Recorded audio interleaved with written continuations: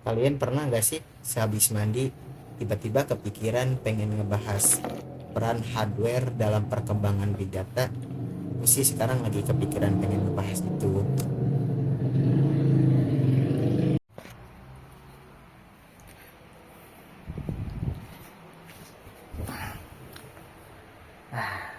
Langsung saja saya akan membahas peran hardware dalam perkembangan big data. Mungkin lebih ke sejarah hardware dalam perkembangan big data. Baik, kita mulai saja ke pembahasan pertama, yaitu analisis data statistika pertama yang dilakukan oleh John Grant pada tahun 1663. Ia mencatat dan menganalisis informasi tentang penyebab kematian di London. Ia mengumpulkan semua datanya dan temuannya dalam sebuah buku, yaitu Natural and Political Observation Made on the Bill of the Morality.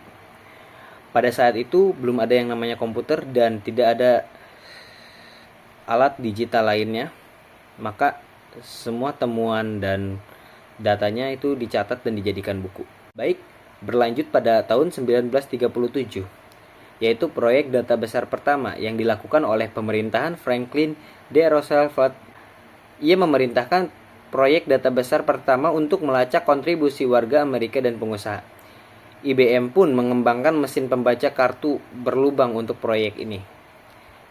Baik, masuk ke tahun berikutnya, yaitu pada tahun 1943, di mana di sini mesin pengelolaan data pertama diciptakan, yang bernama Colossus, yang dikembangkan oleh Inggris untuk memecahkan kode Nazi selama Perang Dunia Kedua.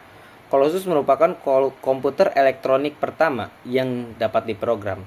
Colossus mampu membaca 5.000 karakter per detik yang dapat mengurangi waktu pengerjaan dari berminggu-minggu menjadi hitungan jam. Colossus melakukan operasi Boolean dan penghitungan untuk menganalisis sejumlah data besar. Mari kita berlanjut pada tahun berikutnya, yaitu 1946, yang dimana komputer generasi pertama disebut juga sebagai Electronic Numerical Integrator and Computer atau disingkat ENIAC diciptakan. Komputer generasi pertama dibuat oleh John Presper Acker dan Dr. John W. Nanti bisa dibaca, dari University of Pennsylvania. Komputer ini menggunakan tabung vakum sebagai komponen dasarnya. Bisa kita lihat komputer pada zaman dulu itu bentuknya sangat besar dan tidak bisa dibawa kemana-mana seperti sekarang. Sekarang juga tidak bisa dibawa kemana-mana karena komputer dan laptop itu berbeda.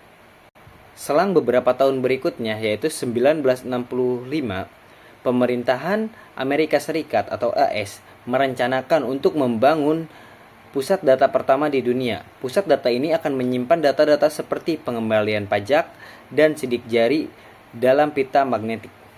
Meskipun proyek ini akhirnya dibatalkan, namun pusat data ini dianggap sebagai awal dari era penyimpanan data elektronik.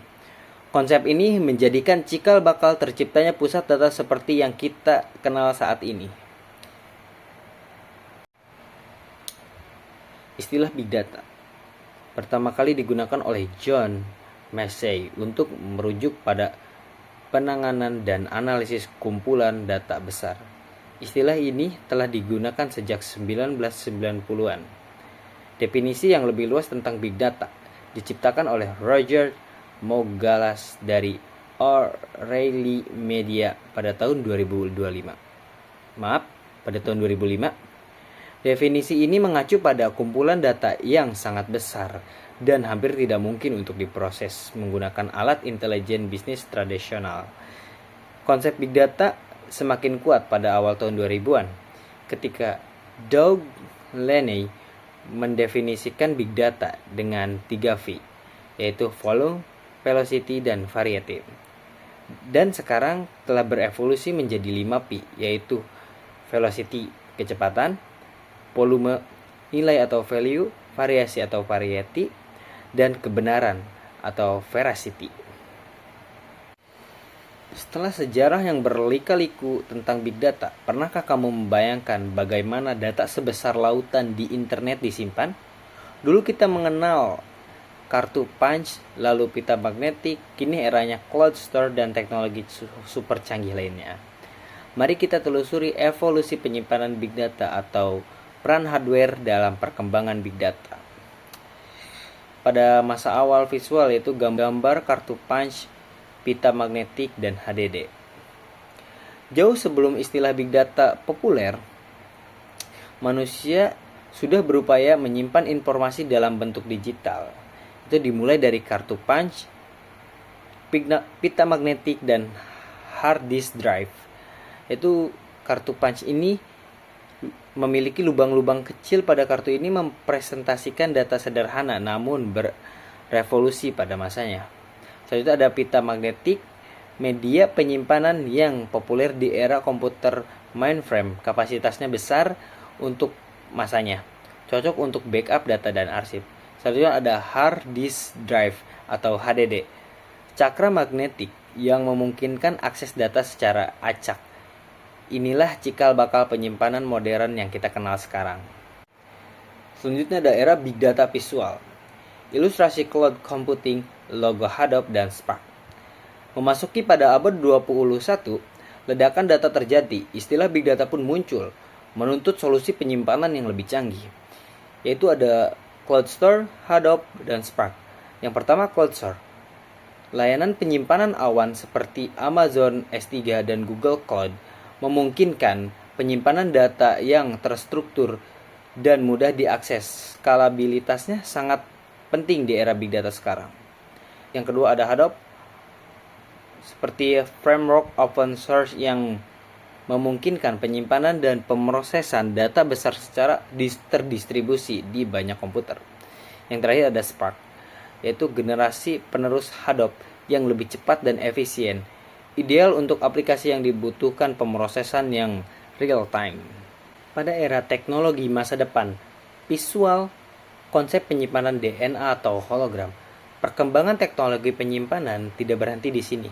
Para ilmuwan terus berinovasi menciptakan media penyimpanan yang lebih padat dan efisien, yaitu SSD atau Solid State Drive, penyimpanan DNA, dan holographic storage, di mana SSD ini menggunakan memori flash.